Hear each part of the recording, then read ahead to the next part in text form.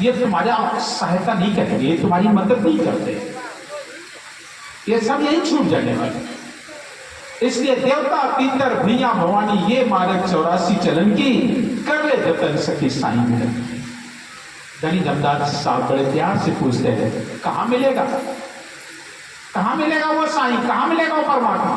तो साहब बता रहे हैं ऊंचा महल अजब रंग बंगला, बहुत सुंदर है महल, ऊंचा महल है और अजब रंग बना हुआ है। ऊंचा महल अजब रंग बंगला साईं की सेज जहां लगी है फूलन की, वहां उस साईं की, उस परमात्मा को साजन की सेज फूलों से सजी हुई है। ऊंचा महल अजब रंग बंगला साईं की सेज जहां लगी है फूलन की, कर ले जतन सखी साईं मिले। गरीबदास जी साहब भी पूछते हैं कैसे वहां पहुंचेंगे, कैसे वो साईं मिलेगा, कैसे परमात्मा मिलेगा?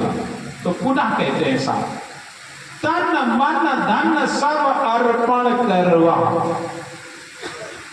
हम वहां पर समस्त अर्पण कर, समस्त देकर, समस्त छोड़कर, देना क्या है तो उसी का मैं दूंगा क्या, समस्त छोड़कर तन मन धन सब अर्पण करवा और सुरति समाल पड़ो पहिया सजन की। अपनी सुरती को समझो, सामने हर जगह पर एक ही बात कही, अपनी सुरती को समझो, सुरती संभाल पड़ो पहिया से। अगर आप अपनी सुरती को संभाल लेते हैं, बस जिस समय तुम्हारी सुरती शब्द में लग जाती है और कुछ नहीं करता, कुछ नहीं करता, अपनी सुरती में साहब के शब्द को बैठा दो, शब्द पर अपनी सुरती बैठा दो, उल्टा हो गया, शब्द पर अपनी सुरती को बैठा दो। शब्द जहां कबीर का संतो सदगुरु खेवन हार, बैठे हम सुबाही सो हम के। सुरती को संभालना, सुरती संभाल पड़ो पहिया सजन की, कर ले जतन सखी साईं मिलन।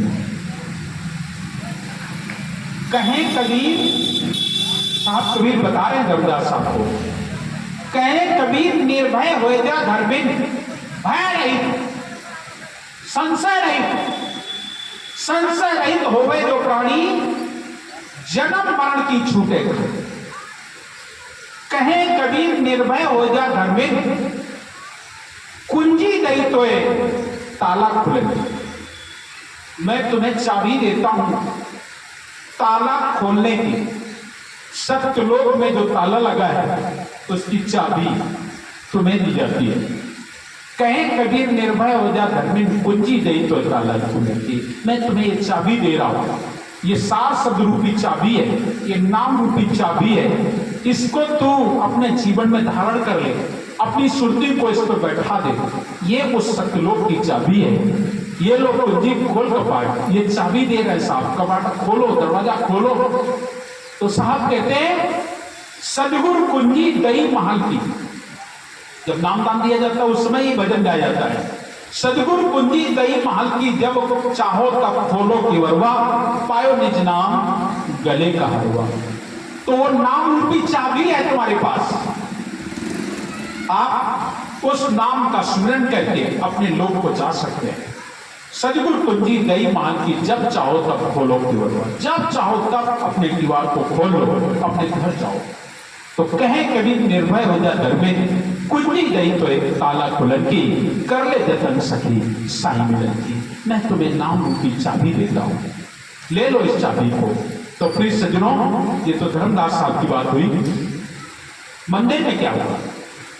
मंदिर की जब स्थापना का कार्य प्रारंभ हुआ तो साहब तो केवल इतना करके और आसन लिए, लेकिन उधर मंदिर में बड़ी खुशियां मनाई गई, तैयारियां की गई, मंदिर की बढ़िया सुंदर सजावट की गई, बड़े बड़े पंडित बुलाए गए, बड़े बड़े विद्वान बुलाए गए और विद्वानों ने कहा कि देखिए मूर्तियां हैं और यहां से गंगा तो बहुत दूर है, तुम समुद्र का ही जल ले आओ और समुद्र जल से जलाभिषेक करके मूर्तियों को पधराया जाए।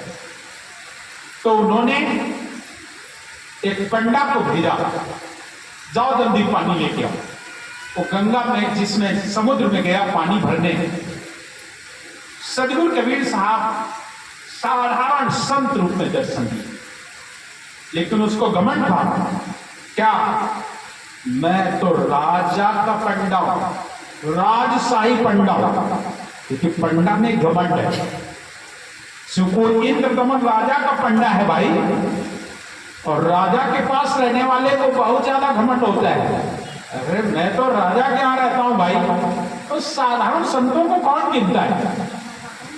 इसलिए सदगुरु कबीर साहब को देखकर और पंडा ने प्रणाम नहीं किया। जब प्रणाम नहीं किया और जल भर के जा रहा है, तो सदगुरु मन में विचार किए कि ये तो बड़ी विचित्र घटना हो जाएगी। ये तो राजा ने मंदिर बनवाया है, ऐसा प्रचार हो जाएगा, मुझे कौन जानेगा, मुझे तो कोई नहीं जानेगा। ये तो बस यही सोचेंगे कि राजा ने मंदिर बनवाया, और ये पंडा पुजारी बहुत आतंक मचाएंगे। तो सदगुरु ने उसके पाखंड को चूर चूर कर दिया। पंडा जो पाखंड की ना तो कौतुक दिखाइया, सदगुरु कबीर अनंत कला होके दर्शन दिया। पंडा ने पाखंड किया, प्रणाम नहीं किया, तो साहब बोले जाओ सब मेरी मूर्तियां हो जाएगी। तो पूरे मंदिर में साहब की मूर्तियां, सब साहब की मूर्तियां। पंडा जो पाखंड की ना तो कौतुक दिखाइया, सदगुरु कबीर अनंत कला होके दर्शन दिया। जितने वहां पंडा पुजारी बड़े बड़े लोग बैठे थे, राजा भी था, उसने देखा, अरे जो मूर्तियां हमने बलभद्र जी, सुभद्रा जी की पधराई, वो तो है ही नहीं। यहां तो वो संत की मूर्तियां हैं जो मुझे समुद्र के किनारे मिले थे, जिनके आदेश से ये मंदिर बना। सब लोगों ने देखा, बड़े बड़े पंडित पुजारी बैठे हुए, उन्होंने बोला लगता है किसी से कुछ अहंकार हो गया है। राजा, किसी से अहंकार हो गया है, इसीलिए महाराज जी ने अपने दर्शन दिए हैं। सब उन्हीं की मूर्तियां दिखाई पड़ रही हैं, जल्दी पता लगाओ महाराज जी कहां हैं, जाओ। उस समय ईमानदारी थी, आजकल इतनी ईमानदारी नहीं है। तो ढेंढर नामक पंडा था, वो चरणों में गिर गया, बोले महाराज ये मेरे से गलती हुई है, ये मेरे से गलती हुई है। क्या गलती हुई है? वो समुद्र के किनारे बैठे थे, मैं जल लेने गया, तो मैंने सोचा होगा कोई ऐसे ही, तो मैंने उनकी ओर देखा भी नहीं, उन्हें प्रणाम भी नहीं किया। राजा भी बोला गलती तो मेरे से भी हो रही है, जिन्होंने सब कुछ किया मैंने उन्हें याद तक नहीं किया, चलो चलते हैं, माफी मांगते हैं। और सब लोग आकर के, और जहां पर आज साहब कबीर की आशावाड़ी गड़ी है, वो आशावाड़ी गड़ी हुई थी, सदगुरु वही दर्शन देते हैं, सारे लोग चरणों में गिर जाते हैं। और जब चरणों में गिर जाते हैं, ढेंढर नामक पंडा माफी मांगता है, मेरे से बहुत बड़ी गलती हो गई।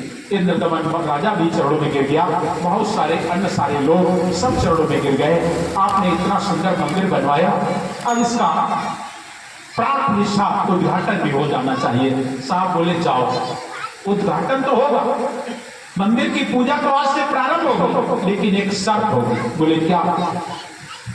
शर्त यह होगी कि इस मंदिर में आज से जाति पात नहीं चलेगी, यहां छुआछूत नहीं चलेगी, यहां पर कोई भी व्यक्ति आएगा दर्शन करने के लिए, सबको दर्शन के लिए दरवाजे खुले होंगे।